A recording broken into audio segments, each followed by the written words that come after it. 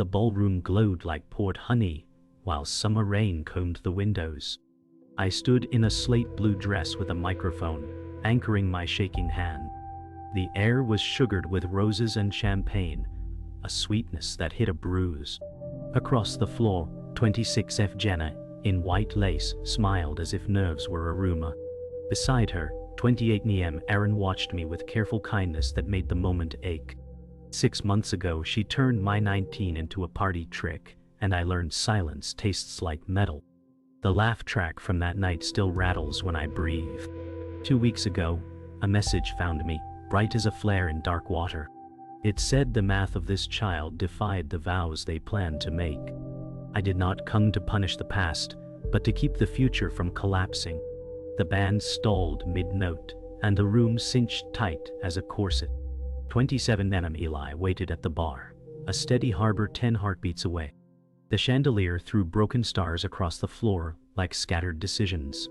I remembered the bleacher oath that promised always and meant safety. Always, I learned, is holy only when it is honest. I lifted the mic because truth deserved a doorway, even if it scorched. The rain kept counting, and I finally decided to answer. Silence moved through the ballroom like deep water, and I floated in it, braced. The rain drummed its steady verdict, while perfume and fear braided in the air. I remembered my birthday when cruelty arrived, disguised as humor and applause. That night taught me how shame can sit beside cake and call itself celebration. I learned to carry my history in my mouth and speak around the stone. Afterward, invitations thinned and eyes slid past me like raindrops down glass. I tried to forgive because forgiveness feels noble when you fear being unkind. But nobility without safety is just a leash tied to an old post. My mother washed dishes longer than needed, scrubbing a conversation that would not clean. Eli sat with me on iron steps and timed my breath to traffic lights. He did not fix, he witnessed, and the air loosened by a notch. I told myself mercy was a shield, until it kept catching knives meant for me. Tonight, the knives finally clattered to the floor, and I did not bleed. The mic felt less like a weapon, and more like a flare against fog. Across the room, vows waited like porcelain cups that might shatter from heat. I had no wish to break them. I wanted them poured where truth could hold. We met under library fluorescents that made paper glow and secrets feel possible. At 12, we swore no hiding, carving initials under bleachers like a tiny scripture. At 13, we traded bracelets and mapped a route past hall, monitors, and fear. At 16, she asked me to cover, and love translated into permission on cue. In college, we split rent, ramen, and the belief that pain told the truest story. When 19 arrived, a clinic smelled of antiseptic and mercy that did not judge. She held my hand then and said always, and always felt like a room with windows. Years softened edges until the day her mouth turned my solace into sparkle. Laughter lacquered the betrayal, and I mistook shine for safety one last time. I kept the bracelet in a drawer, a loop that promised closeness, not capture. Looking back, I see the shadow learning my name every time I stayed quiet. Tonight, I felt the loop open, and the skin sting clean like new air. History explains the heart, but it does not have to script a finale. The girl under bleachers deserved truth, and so did the man in a tux. I stood in lace-lit gold, and chose the version of always that requires light. The rain nodded approval on the windows, small, relentless, honest. Eli became a harbor by doing nothing flashy and everything steady. We were coworkers trading deadlines when his listening taught my breath its shape. He asked questions that opened windows instead of picking locks on wounds. When 19's memory flooded, he did not moralize. He fetched a towel and stayed. After the birthday reveal, he met me under rain and counted lights to slow time. He said not deciding is also a decision, and courage prickled like new skin. With him, silence was not a verdict but a bench where I could rest. He never took the mic from me. He just checked the cable and the ground.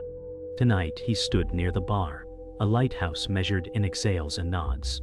His presence reminded me truth is not noise. It is tuning. I realized I had confused politeness with gentleness, and both with love. Gentleness, I learned, can be firm enough to hold a falling room. I owed no one a performance of pain tidy enough to clap for.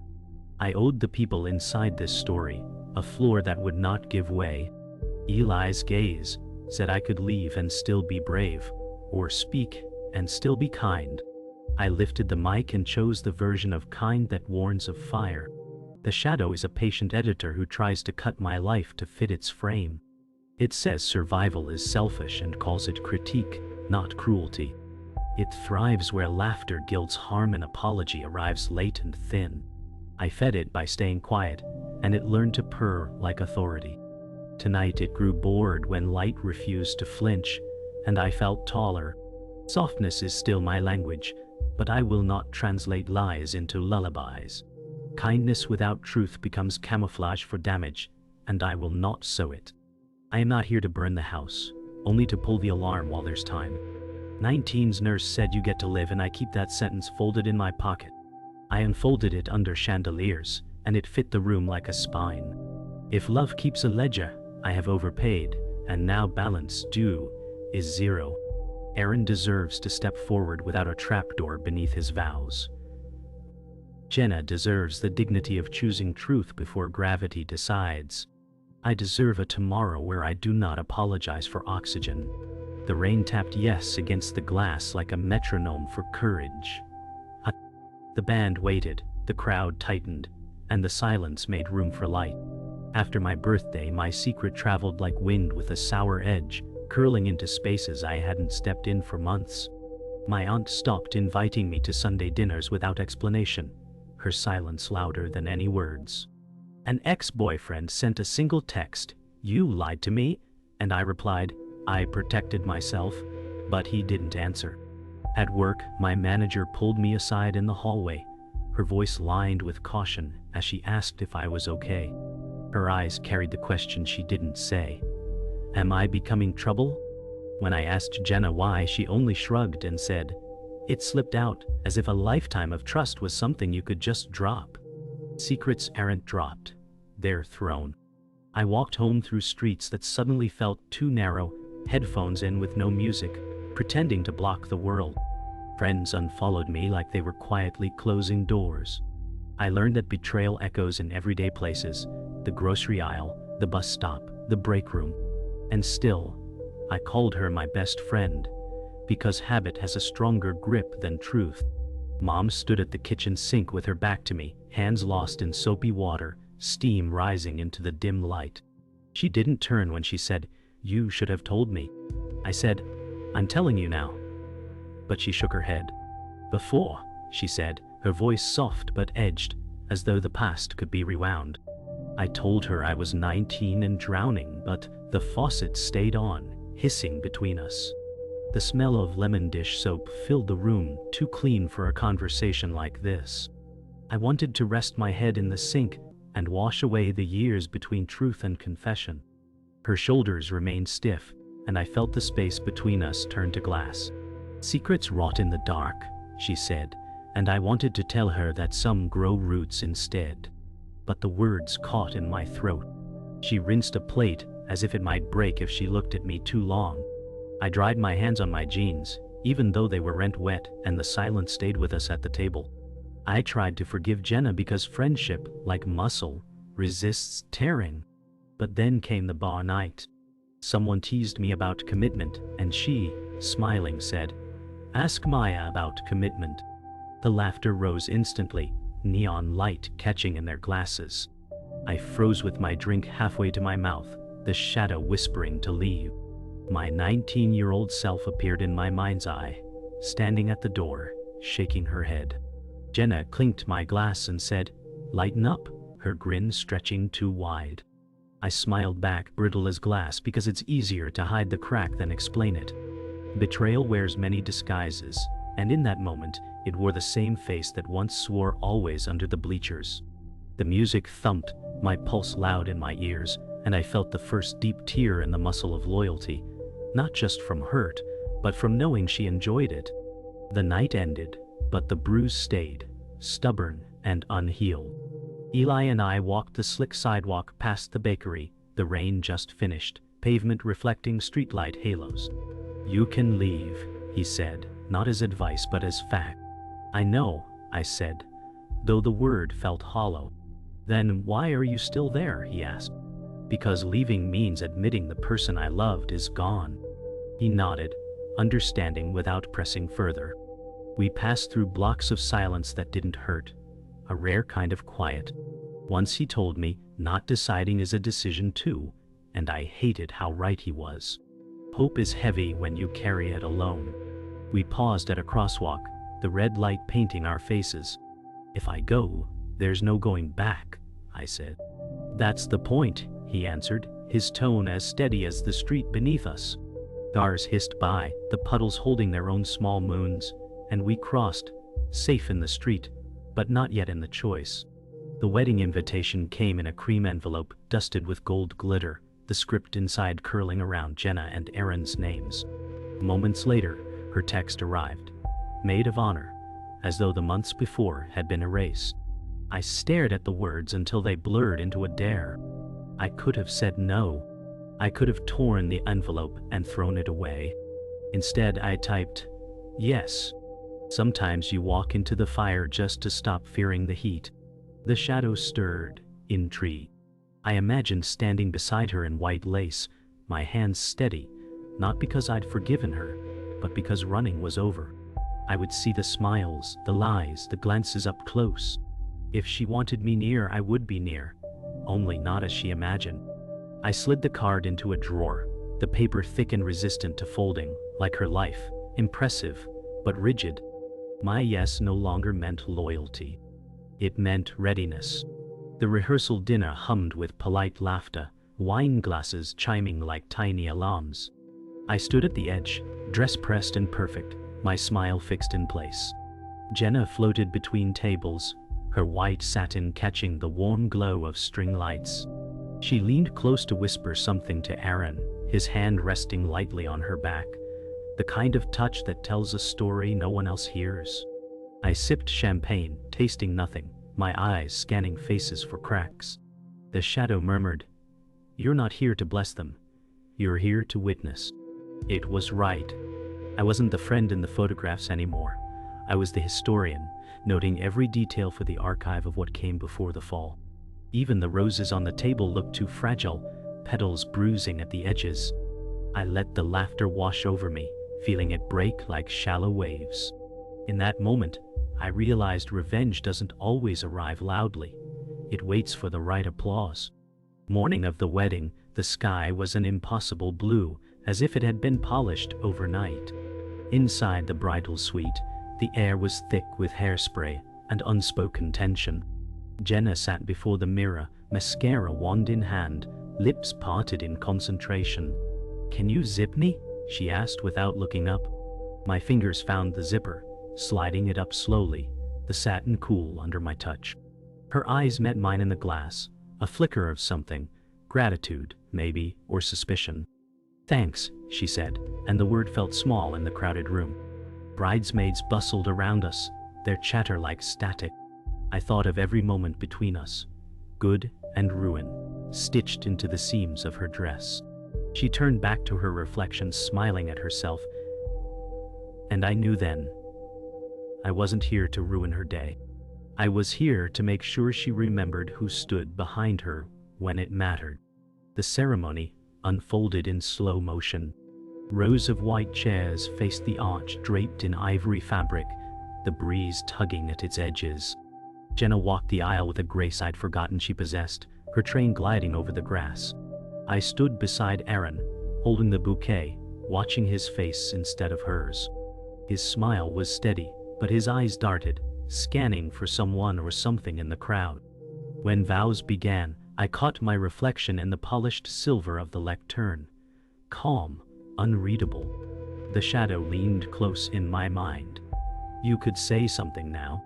But I stayed silent, each word unsaid, another thread in the web I was weaving. Applause erupted when they kissed, white petals scattering in the wind.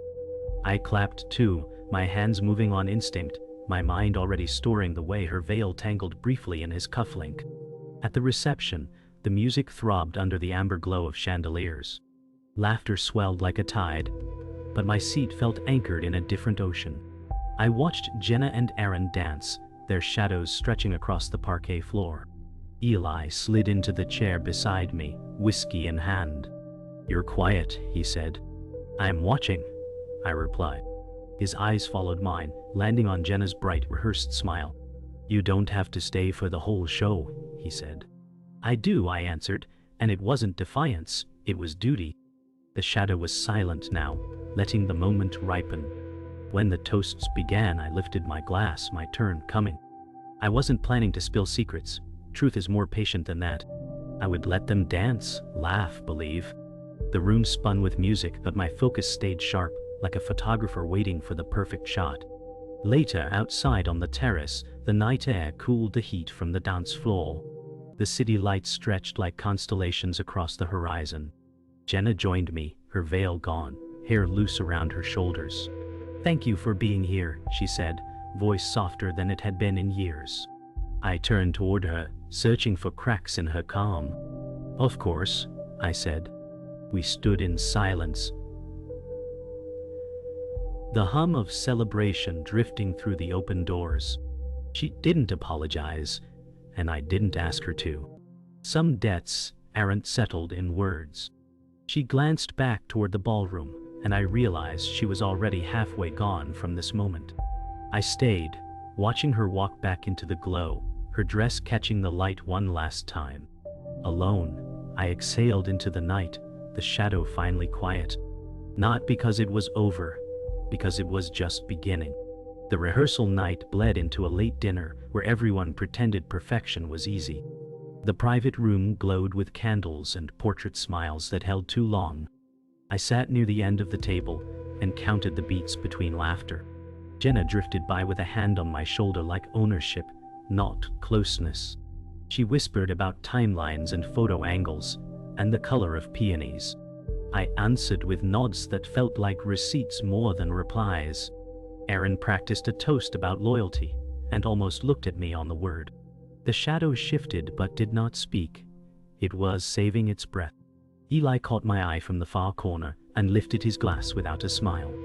I measured my own restraint in sips, not gulps, a discipline I hated. When dessert arrived, the sugar tasted like a bribe I would not take. Jenna's mother laid a napkin by Jenna's plate, as if it were a decree. The napkin was white and stiff, and reminded me of ceilings. I thought about ceilings and how truth prefers open sky. I thought about vows and how they collapse when the beams are hollow. I smiled for a group photo, and felt the flash like a cauterizing line. My face looked calm, because practice makes convincing. Under the table, my hand closed around the note I had written and not used. After dinner, I asked Jenna for a minute, in the hallway where the noise thinned. The carpet swallowed our steps, as if the hotel preferred secrets clean. I told her I had something important, and her eyes flashed with impatience. She said there was a timeline and a manicure and a mother to manage. I said truth doesn't follow timelines, and she laughed like I was quaint. The laugh was tiny, but it rearranged the air between us. She glanced at her phone as if it were a compass, and I was fog. I remembered us at 13 carving, always under the bleachers. The word always now felt like a rope pulled too tight around the throat. I said I needed to talk before it got louder, and she said not tonight. She called it negativity, and I called it oxygen, and we both stood still.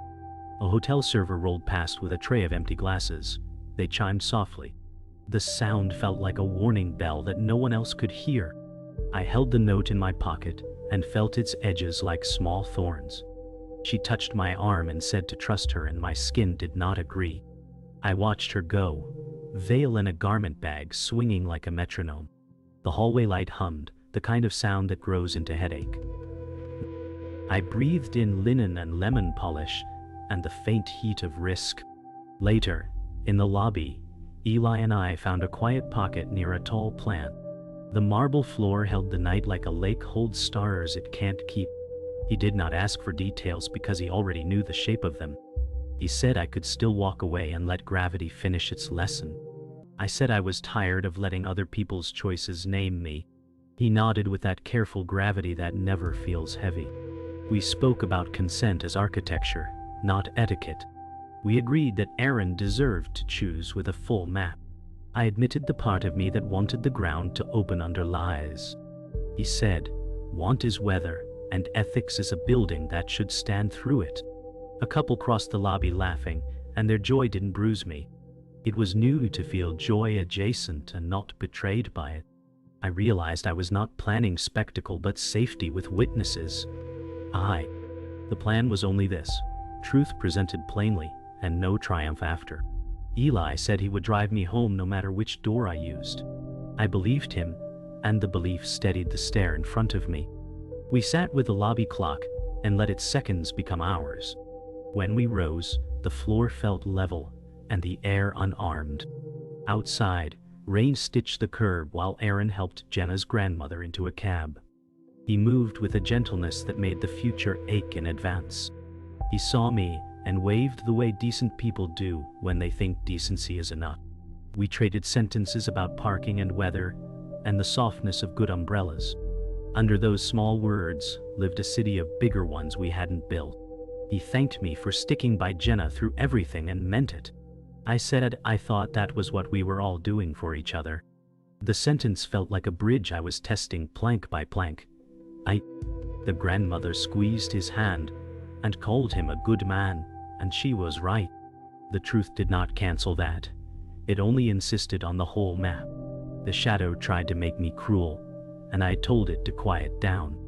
I had already swallowed enough to sink a person I no longer wanted to be. Aaron shut the cab door with care, the gesture of someone who values hinges. I wondered how many hinges would snap when the door swung open. He asked if I was ready for tomorrow, and I said as ready as truth gets. He laughed softly and did not hear himself say the word trust. I tucked that word into a pocket with the note, and the night kept raining. The bridal suite smelled like hairspray, jasmine, and electric nerves. Laughter sparked like static and died quickly against the mirrors. Jenna posted a story labeled "Sisters Forever" and tagged me without asking. The caption felt like a ribbon tied around a bruise to make it festive. I asked her to take it down, and she called me sensitive with a grin. I said I needed 5 minutes alone, and the room pretended not to hear. In the bathroom, I stared at the tiles until they arranged into resolve. I folded the note again, a small white square that weighed like a key. The words were simple: tell him before I do, and they did not shake me. When I came back, Jenna rehearsed her entrance with a practiced beam. Bridesmaids cheered, and the floor held, but barely, like a stage over water. I slipped the note into the bouquet between 2 roses and a bit of gypsophila. The petals were cold, and the paper warmer than my hands. I straightened the ribbon so it looked like generosity, not warning. She thanked me without looking and called for champagne and a countdown. Outside, the rain began again, as if the sky had remembered its job. I lifted my eyes and asked them to stay open, no matter how bright it got. Morning arrived, silver and damp, the rain still combing the streets. The city moved slowly, as if it knew the day was carrying too much. In the bridal suite, steam rose from coffee cups beside curling irons. Jenna stood in front of the mirror with her veil pinned, glowing in a way that light can only fake. She laughed at something on her phone and sipped champagne with casual precision. I hovered near the window, watching the guests arrive below like a slow migration. My hands were steady because I had already rehearsed every tremor. The bouquet sat on the vanity, its roses hiding the folded square that had kept me awake. The shadow whispered that silence would be easier, but I had stopped buying easy. Bridesmaids posed for photos, all shimmer and lip gloss, unaware of the weight inside the flowers. I felt the day tightening like a dress one size too small. Outside, the church bell began its soft rehearsal, each chime measuring the distance between truth and the aisle. I turned from the glass and told Jenna she looked radiant.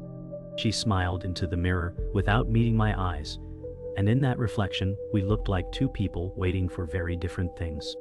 The ceremony space bloomed with white petals and polished wood. Guests murmured in low clusters, their voices carrying the hush of expectation.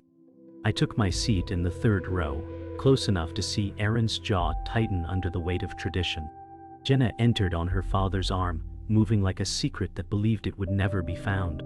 Her eyes never touched mine, but the bouquet hung in her grip like a sealed verdict. The officiant's voice was warm, the kind that builds trust before asking for vows. I watched the note's corner shift slightly in the flowers, a paper heartbeat. The shadow pressed against my ribs, eager to speak, but I reminded it we had a process. The sunlight through the stained glass painted the aisle in fractured gold. I thought about how truth rarely arrives in one clean color. Erin took Jenna's hand, and for a second, I saw him look for something in her face. Maybe confirmation, maybe warning. My pulse matched the organ's low hum. The moment stretched so thin, I could almost see the future through it. The paper in the bouquet remained still, waiting for its turn. Halfway through the vows, Jenna's grip on the bouquet shifted. A rose petal fell, catching the sunlight like a slow confession. My chest tightened as the note peeked further out, a white edge against the green stems. The officiant asked if anyone knew a reason they should not be joined, the sentence heavy with old ritual. The shadow leaned forward inside me, whispering my name. I stayed silent, watching the bouquet like it might speak for me. Erin's eyes flickered down and caught the slip of paper. His brows drew in, a question forming behind them. Jenna noticed too, and subtly pressed the bouquet tighter, but the note refused to disappear. Time in the church bent, seconds stretching until the air itself felt fragile. My heartbeat counted each breath, louder than the organ. I thought of every choice that had led to this moment, every silence that had cost me a piece of myself. The paper trembled as her hand moved, and for an instant I believed the truth might walk the aisle without me. Erin stopped mid-vow, eyes fixed on the bouquet. The room shifted, a ripple moving through the seated rows. He gently took the flowers from Jenna, his fingers brushing the hidden note. She froze, her smile tightening into something brittle. He unfolded the paper slowly, the sound of it louder than the organ. My pulse kept count with the crinkle. He read it once, then again, his jaw tightening, the space between us collapsing, though we didn't move. Ah! Jenna's hand hovered near his arm, pleading without words. The shadow inside me was silent now, replaced by the steady hum of consequence. Erin looked at me, not with anger, but with the sharp clarity of someone seeing the full horizon for the first time. The officiant's voice faltered, unsure whether to continue or retreat. The air in the church thinned, and every breath felt like work. I didn't look away. The truth was out of my hands now, quite literally. Erin folded the note back with care, as if damage could still be contained. The silence after was not empty. It was full of rearranging futures. Erin lowered the note, his expression unreadable, but no longer wedding day bright. Jenna's veil trembled with her breath. The officiant asked if they wished to continue, the question now heavier than the vows themselves. Erin glanced at the guests, at the stained glass, at me. I did not nod or shake my head. He stepped back from the altar, the bouquet slipping from his grasp to the floor. The roses landed softly, but the paper inside made a sharper sound. Jenna stood still, her eyes fixed on the fallen bouquet, as if it could rewind time. The guests shifted, whispers gathering like wind before rain. The shadow in me exhaled and dissolved, leaving space for something cleaner. Erin walked down the aisle alone, and the door at the back opened to a brighter day than the one we had started with. I stayed seated, my hands steady in my lap, and let the air carry the truth out with him. 2 weeks later, the city had shifted into early spring, rain soft and restless. I sat at my small kitchen table, the window cracked to let in the cool air, and the sound of distant traffic. The bouquet from the wedding, rescued, dried and brittle, rested in a vase nearby, its roses faded to a tea-stained blush. The note was gone. Erin had taken it when he left that day. I thought about him often, not in longing, but in the quiet curiosity of wondering how someone was rewriting their life. My coffee had gone cold, untouched, as I traced the rim of the cup with my finger. The shadow had not returned, replaced instead by a cautious stillness. Across the street, a neighbor opened her window, letting out the smell of fresh bread. Somewhere, a church bell rang, same tone, different hour.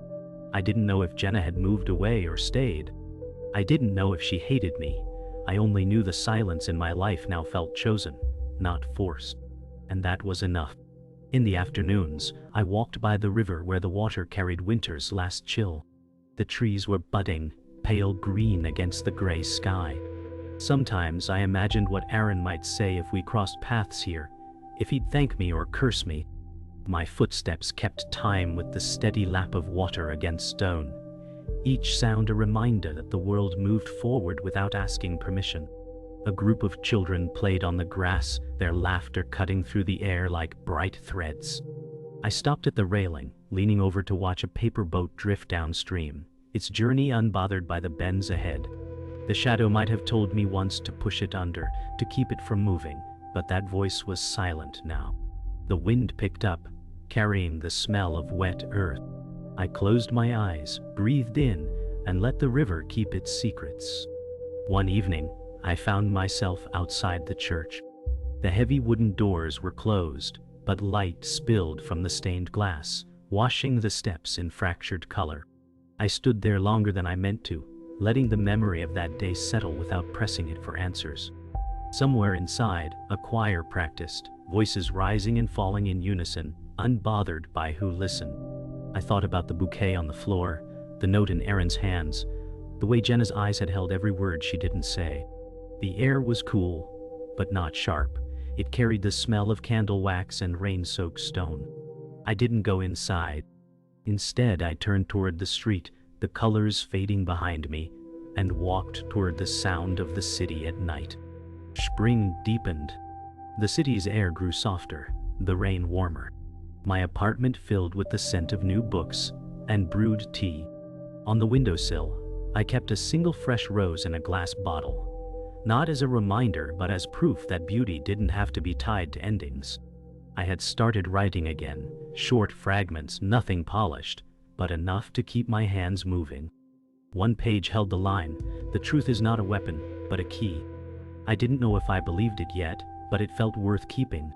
The shadow was gone so long now that I sometimes wondered if it had ever been real, or if it had only been the shape of my fear. Outside, the streetlight clicked on, painting the room in amber. I looked at the rose, then at the blank page, and kept writing. On the first truly warm day, I took the long route home through the park. The cherry blossoms had begun to fall, their petals drifting onto the path in slow spirals. I stopped under the largest tree, tilting my head back to watch the branches shake loose more pink confetti. The air smelled faintly of sugar and rain. A man passed with a camera, pausing to take a photo, and I realized I wasn't trying to disappear from the frame anymore. I closed my eyes, letting the petals land in my hair, not brushing them away. The moment held no past, no future, only the weightless now. When I finally walked on, the path ahead was pale with petals, as if the world had quietly rolled out something worth stepping into. At sunset, Maya walked to the riverbank, tall summer grass brushing her legs. Lavender sky deepened to indigo, the first star appearing. She touched the water, watching ripples vanish, letting go without wondering where they ended. At her desk, window open, honeysuckle scent drifting in, Maya's notebook lay half filled. She closed it mid-sentence, letting the breeze turn pages. Sometimes, leaving something unfinished kept it alive. In the park, Maya saw Jenna reading under a maple. Their eyes met, no words exchanged. A nod, a passing breeze scattering petals, and they moved on, the space between them intact. On her rooftop at night, blanket around her shoulders, Maya watched city lights flicker. The wind tugged gently. She no longer needed to hold so tightly. On a hilltop before the storm broke, Maya felt the first warm raindrop. Then the sky opened. She laughed, standing drenched until sunlight cut through, the air fresh and new.